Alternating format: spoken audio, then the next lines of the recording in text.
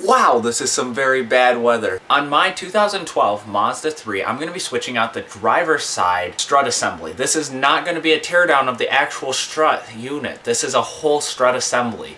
It was not a cost-effective option for me to just replace the strut itself. If you haven't already, don't forget to comment, like, and subscribe, and check out my channel content for more. The strut assembly on the driver's side actually blew out. It had an internal seal that where the strut rod came in, it was just leaking.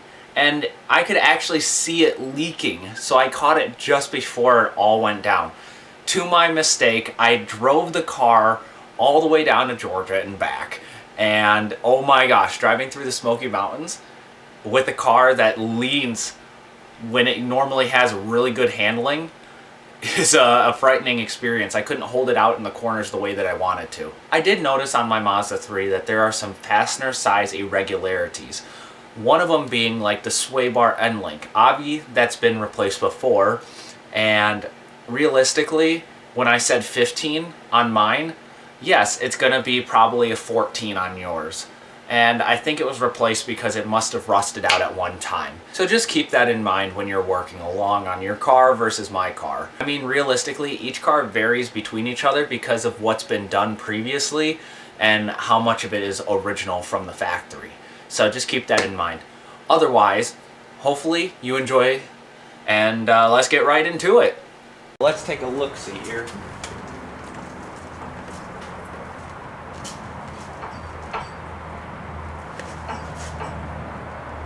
We got a little bit of bounce. Come up to this side. Nothing. We got a strut. Lifting up the vehicle, I can see we're kind of leaking here. The strut assembly is leaking. I'm going to use a 21mm, remove the lug nuts. Removing the wheel and tire from the vehicle. See the strut assembly, quite saturated. Looks like it leaked, so we're going to replace it. I'm going to start by disconnecting this sway bar end link from the strut assembly here, using an 18 on the back side and a 15 on the front for this particular vehicle. I'm going to disconnect it.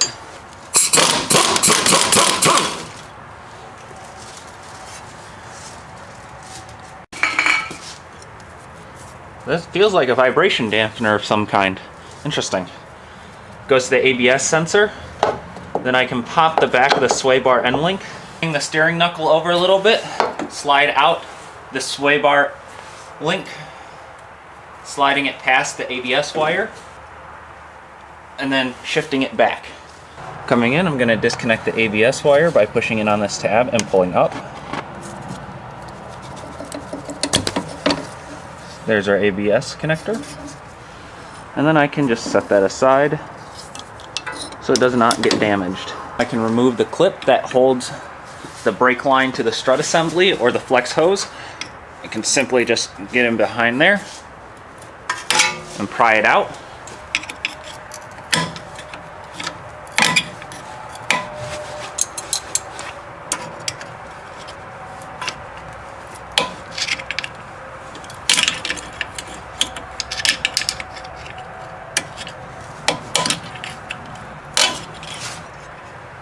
And there's our clip.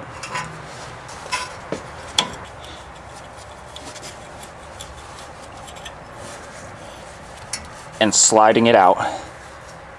And the whole knuckle assembly, which allows me to get to this pinch bolt. Retaining the lower half of the strut assembly on.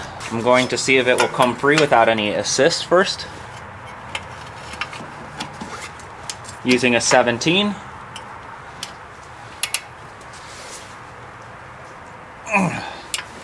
Oh my gosh. Rotate it the other way. And we're moving, which is a great sign.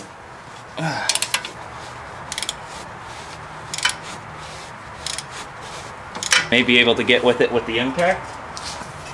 So let's see. Now that we've got air. Work it in and out a little bit. Come back. And there's our bolt. We can also see there was some Loctite on here. and my hands are getting dirty. With that bolt out, I'm going to turn this assembly over so it's sitting straight. And I'm actually going to turn it because now I have to get the tie rod off. So we have this cotter pin that holds the tie rod into place. And yes, I'm using the smallest snips I have because the other ones are in use right now.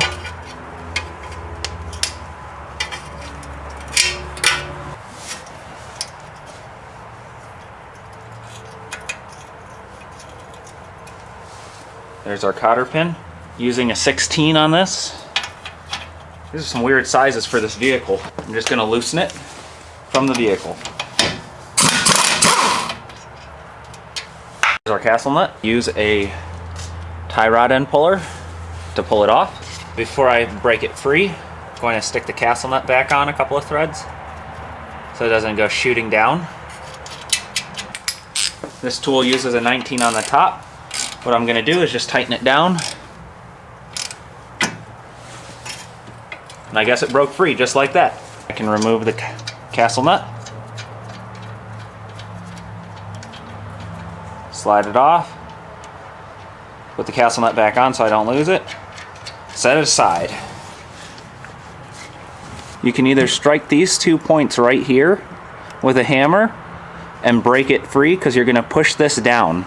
In some cases, if you need the clearance, you may have to loosen up the axle nut as well, but I'm going to try it first without having to loosen the axle nut. Because I don't want to damage anything, I'm going to just take a piece of wood and set it right there. And then taking a hammer, I might go get a bigger one. Just going to give it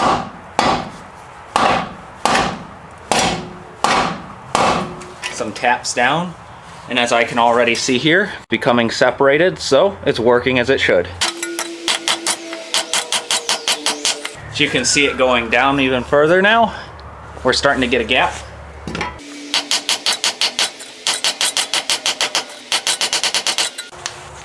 There's our gap growing. I grabbed a bigger length hammer with some more beef so I can reef on it. And I hit my car's paint.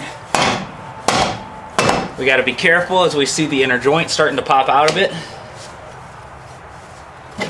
And there it is. We are disconnected. I'm going to take a bungee strap and move this back so it's held in place. It's nothing harder than trying to get a joint together when you can't see it. So let me pull this back and slide it up so it falls up so it doesn't fall down. Can you please hold? That's fine. Thank you. Just as I'm working along, look at this. I'm leaking brake fluid out of the caliper. What the heck? Inside the vehicle, I'm actually going to open the hood here. Got these three 14mm bolts that need to be removed. There's 1, 2, 3. There's the first one. There's the second one. When you remove this third one, you're going to want to support the strut assembly as you are removing it, because you can see it's dropping down and you don't want it to break the boot of the CV axle.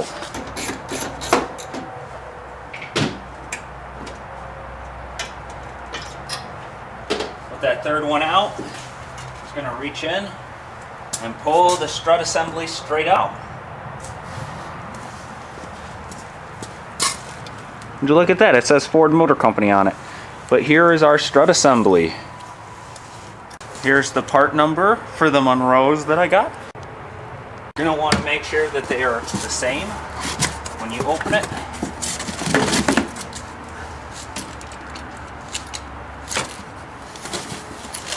Comes with some washers,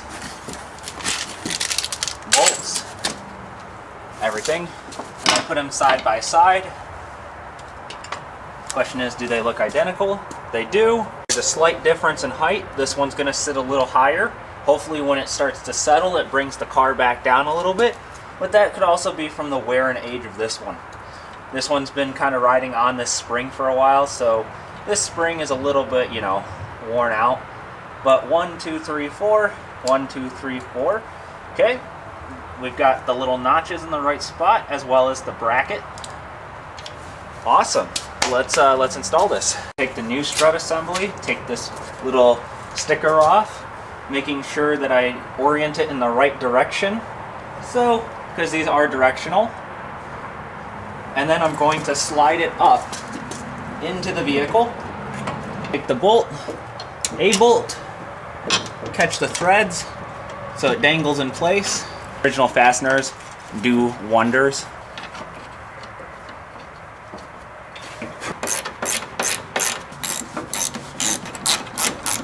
Go through, make sure they're bottomed out. I'll torque those down when the vehicle's weight is on the ground. Take the bungee strap off, being careful for my tripod joint.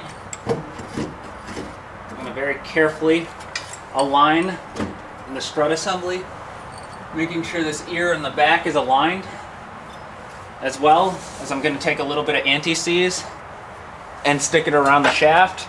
It really doesn't matter, honestly, but I'm going to do it just to be sure. Don't need a lot because it will spread. I'm going to stick this in. Find its mark. Slowly get it in. Using the floor jack, I'm going to lift it up.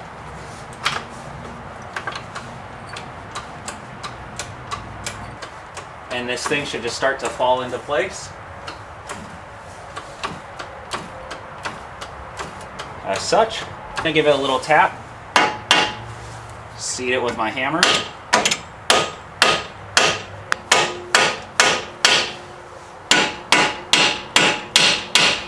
And because we already had a little bit of blue thread locker on there, I'm just going to stick a little bit of blue thread locker right where the thread locker was before. And I'm going to stick this in. Take the 17, snug this back down.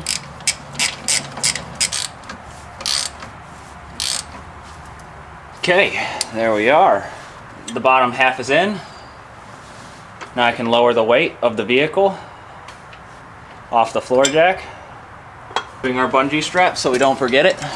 Reinstall the outer tie rod.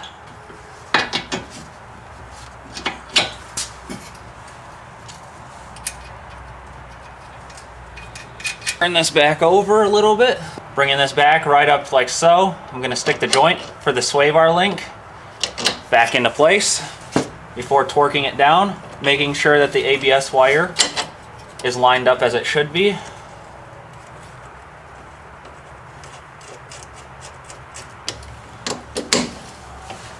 I'm just going to use the wrench on the back side and snug it down. Plug the ABS sensor back in.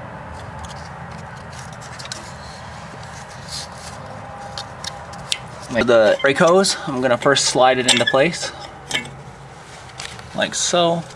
Sliding it up, making sure it seats.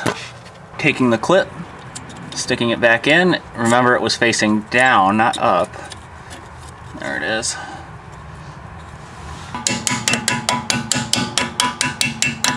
Because I want it straight, I'm going to rotate it ever so slightly. And that's in. Alrighty, torque the pinch bolt to 55 foot-pounds. Torque on the sway bar link is 40 foot-pounds. Counter hold it on the back side. For this tie rod, since there's not really a 100% spec that I can find, I'm going to go to about 36 pound-feet. Which means I actually have to tighten it up a little bit to get a cotter pin in it. Never reused the original. There it is. Then the one over the top. Tie rod's on. Everything except the upper portion is torqued, so we can torque the upper half of the strut assembly, putting on the wheel and tire. I'm going to reinstall the wheel and tire, making sure everything is all in place. Reinstalling those lug nuts.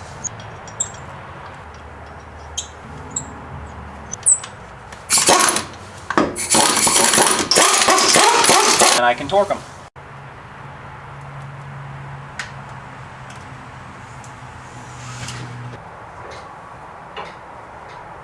For these upper bolts, I can torque them to about 20 foot-pounds. Torque the lug nuts on the front to 87 foot-pounds.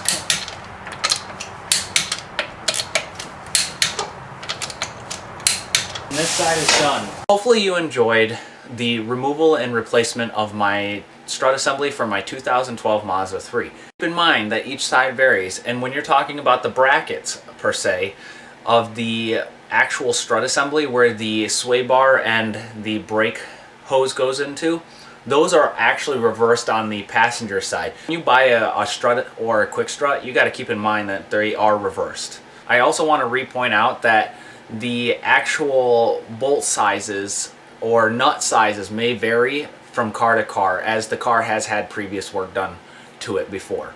Now, I will also say this, there is Michigan rust on this car.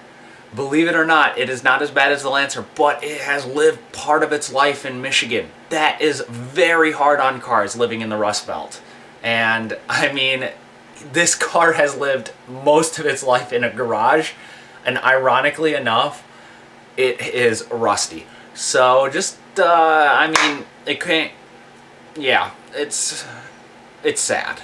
I think the real challenge that may present itself is if you have like the sway bar end links that are not slitted, and they use that little cheaply made sway bar end links that use the Torx or the hex in the center, and then you got to do the whole shimmy. I think the other part that may present itself with challenges for people is the assembly at the bottom for the steering knuckle to the strut.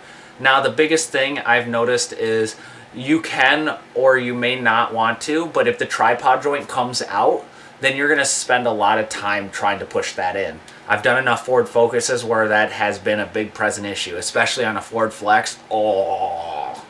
So just keep that in mind. Everything went back together smooth. I have yet to have tested it because it is so cold and it is icy outside and there's salt on the roads, so I have yet to have tested it. But I know it's good. Now, if you like this video, don't forget to comment, like, and subscribe, as well as check out my channel content for more. And when it comes to cars, hey, remember, have fun.